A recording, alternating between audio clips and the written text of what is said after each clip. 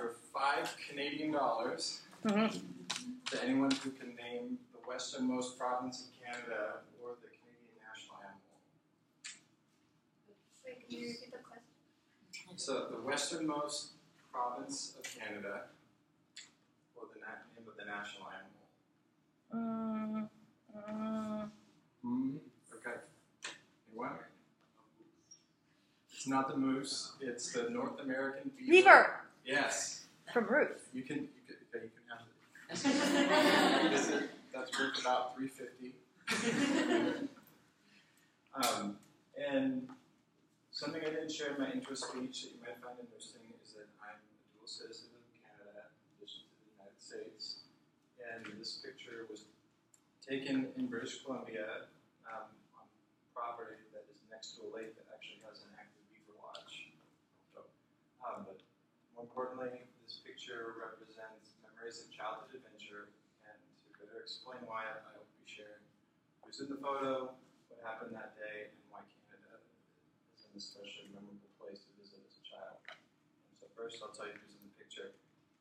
As you might guess, the little boy sitting on the motorcycle is me, and the man behind me is my dad. We are at my grandparents' ranch in Butser Lake, Canada, and it's a little bit harder to see, but behind us there's an old wood building that was, I think, built sometime between 1940 and 1960. Built by hand out of rough, like hand-hewn lumber. There's a red tractor in the grass that you can't really see, and there's a hay barn. And I'll talk about those a little more later. So now that I've told you who's in the picture, I'm going to tell you what happened that day. And this is an especially adventurous memory for me because it was my first time riding a motorcycle. I'm probably, I'm between 4 and 5, so everything seemed bigger and louder and faster. And if you haven't been on a motorcycle, you can go faster than you can ever go even down a roller coaster. So you have that rush of speed. And so being really little, I remember my dad sitting me up and telling me to hold on and taking off and feeling, seeing the ground become blurry, as we drove around through the field. So now that I've told you what happened that day, I want to tell you why Canada is a special place to visit as a child. And earlier when I talked about the old building, the tractor, and the barn, those are all things that are, that are not common here in Southern California or where I grew up. And I have experiences kind of connected to all those things where I got to learn how to build and fix the house that my grandparents lived in, or building a woodshed. I got to drive a tractor. I got to go out. There's an old boat. We get to go out fishing on the lake, and I got to help my grandparents do small-scale farming. And so those were all things that I realized most of my friends had never had a chance to do, or even if they had been camping, they'd never been able to have more than a little campfire. In Canada, we have fires that are big enough that the police department the police and the fire department would come if they were, if you were to try to do that, the same thing in your backyard.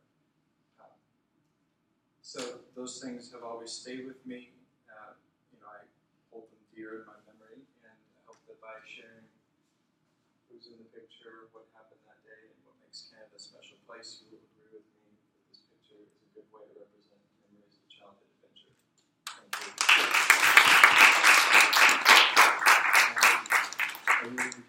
No, you keep that $1. Yeah, It's I mean the $3.50 or $5, however we look at it. I am. Yes, my roommate in New York and my now best friend is Canadian. Okay. So the Roots store is where I first, and that's why I say Roots. The Roots store is where I first learned the beaver. I was like, oh, look how cute the beaver is. And she's like, oh, no, that's our national animal. Not just a cute beaver. You can just leave it right there, hon. There's no more people after you. And no, there's nobody else today, right? No? Nobody else? Anybody who is set to go today but wants to go, set to go next time but wants to go today?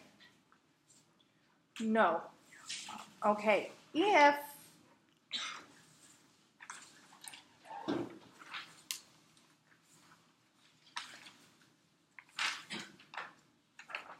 Okay, Natalie, Madeline, Patricia, hang out for a quick second. Everybody else, if you are good on today and you understand where the new schedule is and you understand that next time we'll keep up with these speeches and we're good, you may go. If somebody doesn't mind simply erasing the speeches today. Wait, hold on for it. I was wondering if I could. Go mess around. Absolutely. Go fiddle with the machine. And then Natalie, Patricia, and Madeline, come in here real quick, this area.